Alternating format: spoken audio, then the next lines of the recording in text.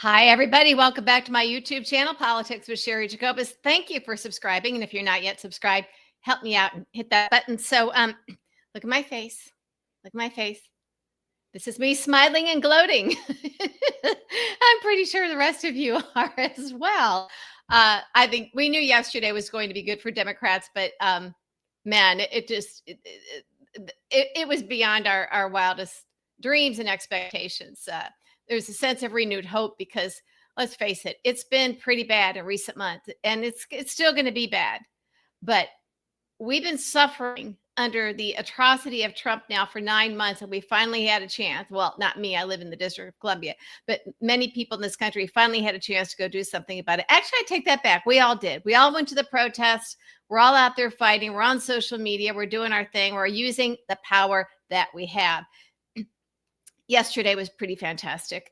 So now, if it had gone well for Republicans, you know that Trump would be out there claiming credit that this was a referendum on Trump and everybody loves Trump. So here's what he put on Truth Social.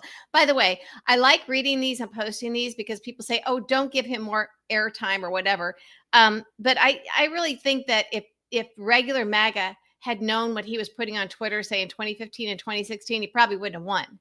Because at that time, MAGA isn't on Twitter. They're on Facebook, but the basic demographic aren't on Twitter. So they didn't know unless they heard about some of the tweets, what he was saying. So here he is on Truth Social. Some people, it's all different caps, different, and then some small case, he's nuts. Some people are trying to say this election is a referendum on me, which is absolutely, which it absolutely is not. But if it was, I won by a lot. They say, oh, but Mamdani, and he spelled it wrong, Mamdani in New York won, and the governorships in New Jersey and Virginia turned blue, and even Georgia's public utilities went Democrat for the first time in 25 years. Fake! All fake numbers. Rigged like you wouldn't believe.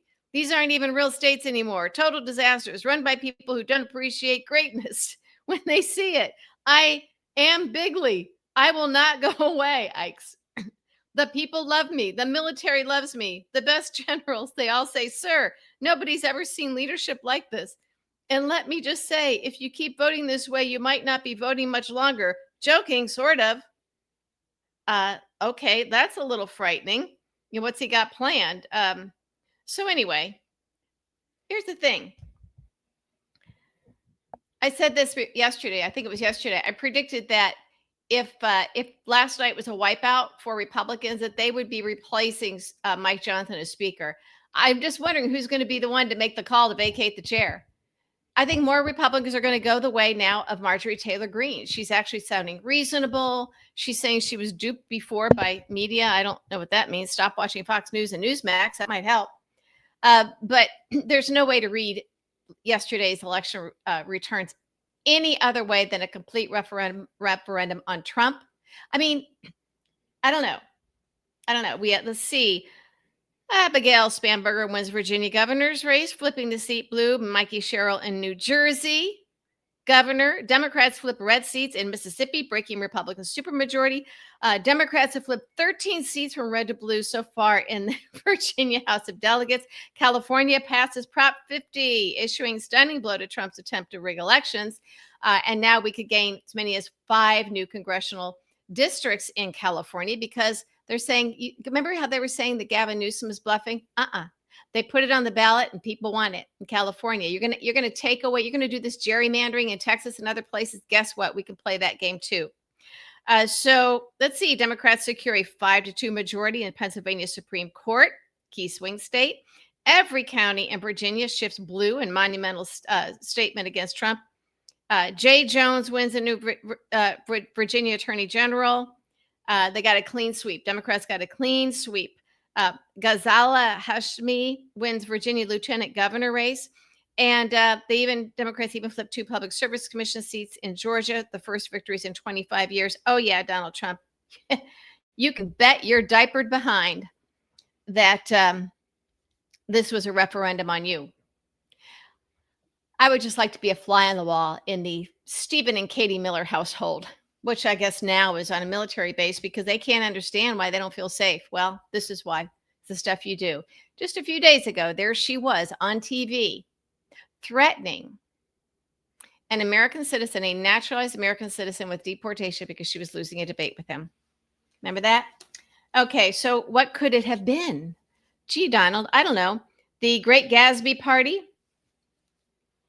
hedonistic, basically laughing at those who are standing in food lines because of what you've done by shutting down the government and shutting down SNAP. You think this was going to go well for you? Or maybe it was, oh, I don't know, demolishing the East Wing without telling anybody. First of all, saying you weren't going to touch the White House building at all with your gaudy, big, huge, ugly ballroom and the bunker underneath, where the people that you gave huge goodies to, basically bribes, donated to this, the oligarchs. We see you, Donald Trump. And then you go and not first you start chipping away at the portico there, and then without telling anybody, without any oversight, and fired the commission, every person on the commission that would then be reviewing the plans for the new building, which was going to be bigger, is going to be bigger than the actual White House, and no congressional oversight. I don't know. Maybe that's why you got your ass handed to you yesterday. Basically telling people, we're not going to open the government. We're going to starve you. We're going to defy the court orders to get the SNAP benefits back so people can eat, so people can live. We're just going to starve people until Democrats are forced to go our way and take away people's health care. So that's your choice. Starve. You can eat again, people, and then we're going to take your health care away. That's what he's doing. So, I think people seeing these images of ICE, ICE isn't going after criminal immigrants, the hardened criminals, the gang members. And they're also now they're doing this to American citizens and people who are otherwise here legally. We've seen them ram their cars into people. We've seen them slam them to the ground. They're shooting people. Trump's Gestapo. I do not think that that's going to go over well with all these Republicans back in the districts now, with these Republicans who now are looking at midterms in 1 year. Just think in 2 months, we are in a midterm election year, 2 months away. And look what we did a couple weeks ago with the No Kings rallies all around the protest all around the country. Does Trump really think that that's not going to affect people? And I've said this before, when the people back home start making their wishes known to these Republican members of Congress, and these Republican members of Congress realize that Trump might not be able to save them, they have to then answer to their constituents, which is the way it's supposed to be. Yesterday's election was the biggest referendum on a president ever. I mean, you say that about midterms, right? You can say it about midterms, but this was huge. This was huge. And these margins of victory were huge. This was this was the worst nightmare for Republicans. So I guarantee you that Republicans in Congress at a minimum are regrouping, not to say we have to be stronger and support Trump on everything.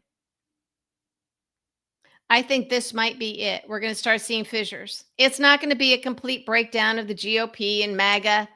They're not all going to become Liz Cheney and Adam Kinzinger or even Marjorie Taylor Greene, but enough of them will. Enough of them will. And they're going to need this government open. And they know that they have to swear in the newly elected, well, it's not even new. It's been, how many weeks since we had the new Democrat in Arizona. And yes, they will have to release the Epstein files, which by this time are probably scrubbed and God knows what they've done with them. They're going to have to open up SNAP. They're going to have to stop supporting this authoritarianism and this violence by Trump. I had a friend just now in a private message group note that the MAGA on Facebook, we know a lot of the same people, are mighty quiet today. Mighty quiet. And Trump with that insane rant on Truth Social. First of all, like I said, I think we should be putting those out there more. I think we should be putting those out there more because I don't think most MAGA are on True Social, just like they weren't on Twitter. And they don't know how nuts he is. They only know what's filtering to them when it's translated and put into what sounds like normal English by people like Sean Hannity, who, by the way, I had to tune into Fox News a little bit last night. I don't watch them, but I wanted to see what was going on. And there's Sean Hannity, who I used to know, used to be on the show, all the time. I've known him for years. Um, he's so different now. He's so bitter. He's so mean. And because now he's so far in, he's so deep in with Trump, he can't climb out. And he was saying, well, in New Jersey, the reason Mikey Sherrill won the governor's seat in New Jersey is because, most Republicans are moving out. They're just moving out in droves because they want to move somewhere. There's lower taxes. First of all of that is not true. It's not true at all. Like, where did they go? Virginia?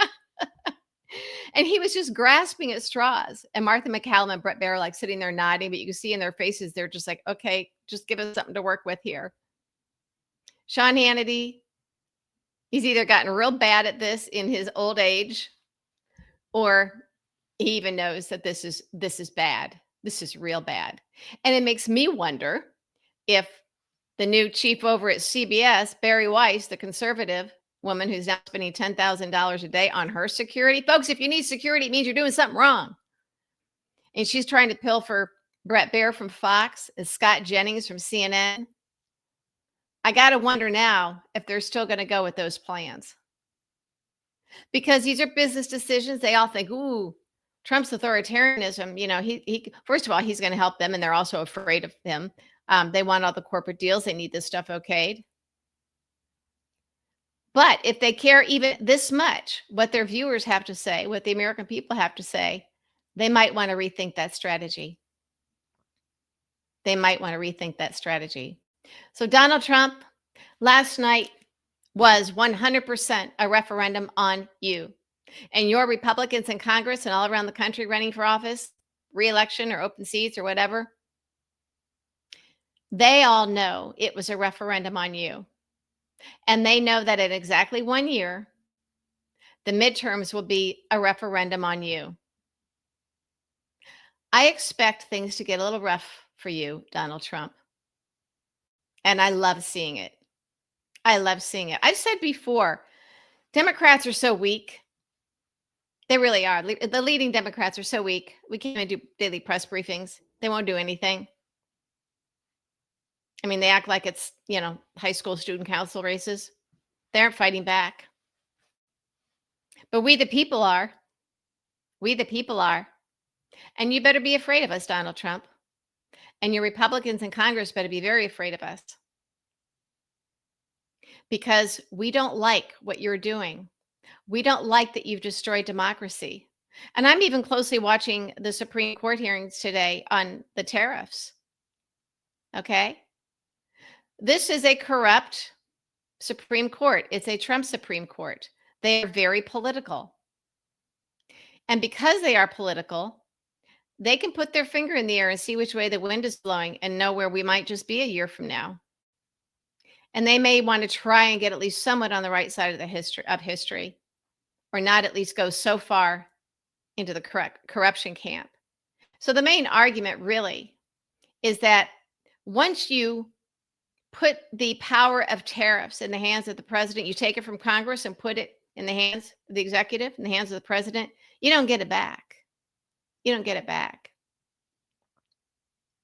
So this is the time for everybody who's been enabling and cheating and lying and being corrupt and anti-American and anti-Constitution on behalf of Trump, for whatever reason, getting paid off, you're afraid of him, you get something out of it.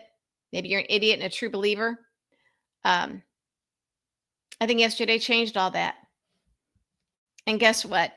Democrats and independents, which, by the way, fell heavily towards Democrats yesterday, and a lot of Republicans that want to rethink things.